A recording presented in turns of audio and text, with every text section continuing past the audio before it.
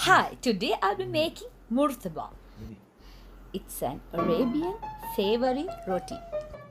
It's pretty easy to make, starting off with the flour. I'm using 3 cups of flour,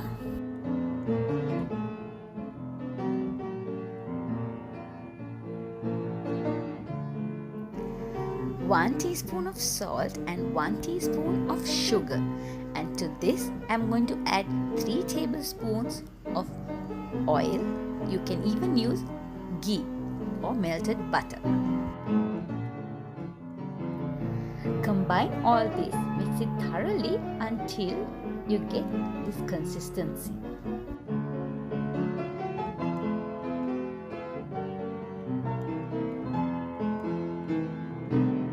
Then add a little water at a time and knead it into a very soft, elastic dough.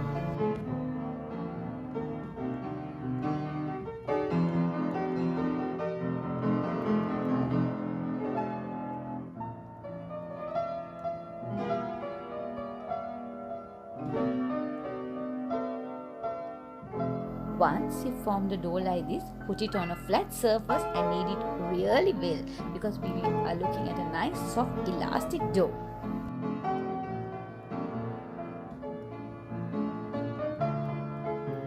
I generally think about what I'm going to do next, and this is a good time to dream. Think of all the lovely things so that you don't feel the pain and the effort. Guess what? My dough is ready. You can see it's soft and very elastic. Very pliable dough. Once it comes to this consistency, we are going to put some oil in the container on the dough and leave it for about 1 hour.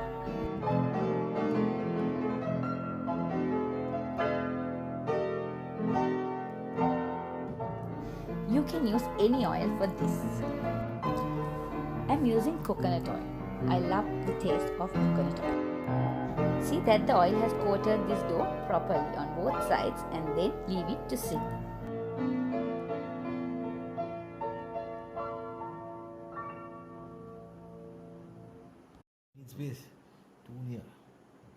Ready. Now I'm getting ready to make the filling. So the filling is actually your wish. You can make any filling you like. Starting off with some oil, ginger and garlic, and of course some onions. And when the onions are translucent, I'm adding some green chili. I love the flavor of green chili for any filling. A little bit of pepper and a little bit of chili powder. Chili powder gives a nice color and a lovely taste to any filling. Once this is cooked and you can get the lovely fragrance of the pepper and the chili, I'm adding the minced chicken. Make sure to mix it really well after you add the minced chicken because it can get lumpy and certain parts won't cook well. So break it up nicely and cook everything evenly. This is optional, but I'm adding a little bit of cumin powder and coriander powder as well.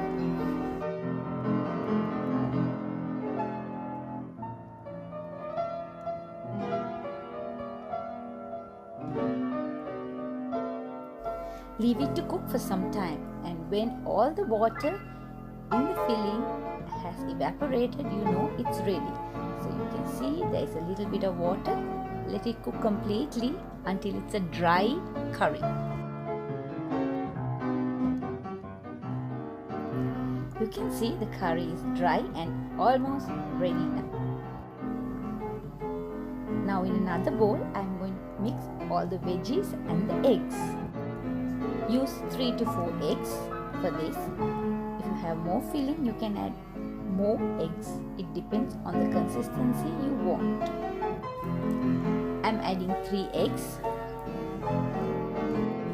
So beat the eggs nicely, and when the eggs are beaten, I'm going to add some vegetables, raw vegetables. Yes, some tomatoes and some leeks that I've chopped up really fine, and of course some coriander. These will give a fresh flavor to the murtabak.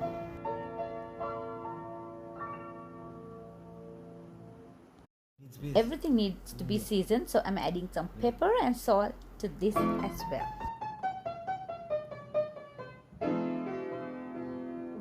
Mix it nicely with a fork, and to this mixture we are going to mix in the minced chicken as well. I'm going to mix all the minced chicken except for a little bit. I'm going to save a little bit of minced chicken to try and make a few cheese ones as well.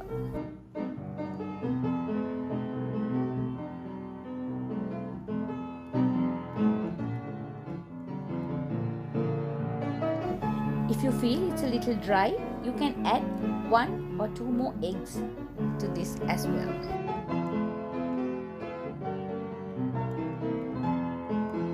So this is the consistency we are looking at. Not too runny, but it should be a moist one.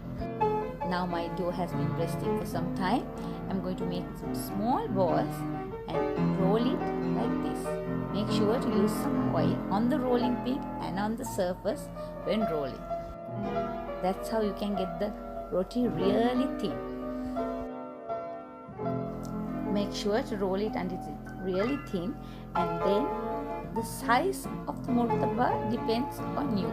You can make tiny little bite-sized ones, or you can make one big one or few medium-sized ones and cut it to the size you want later.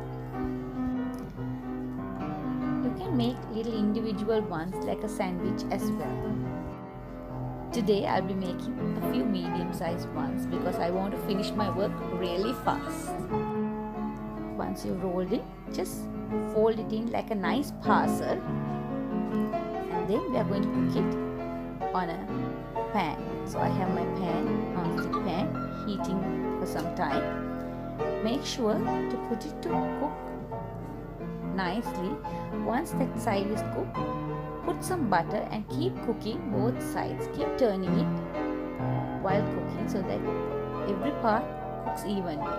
Even the sides, just make sure to put a little bit of butter and cook all the 4 sides as well. Make sure the flame is really low so that we don't want to burn it, but cook it thoroughly. If you cook it on a very high flame, it's going to burn and the inside is going to be raw. So make sure not to be in a hurry. Cook it on a very slow fire. Trying to do the sides here, so you can hold on and do all 4 sides like this as well.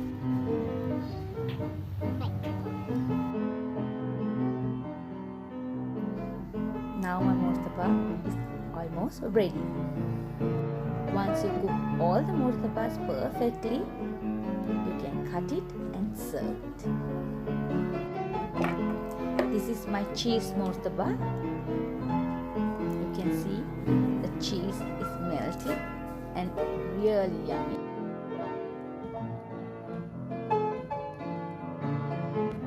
Well, making the cheese murtabak is the same. You just roll the dough really thin and then add the filling. For this I am not adding the egg, but even if you want, you can add the egg.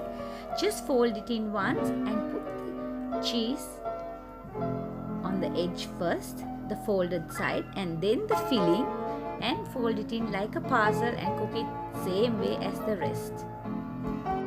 Once all murtabaks are cooked well, you can cut it to the size you like and serve it hot.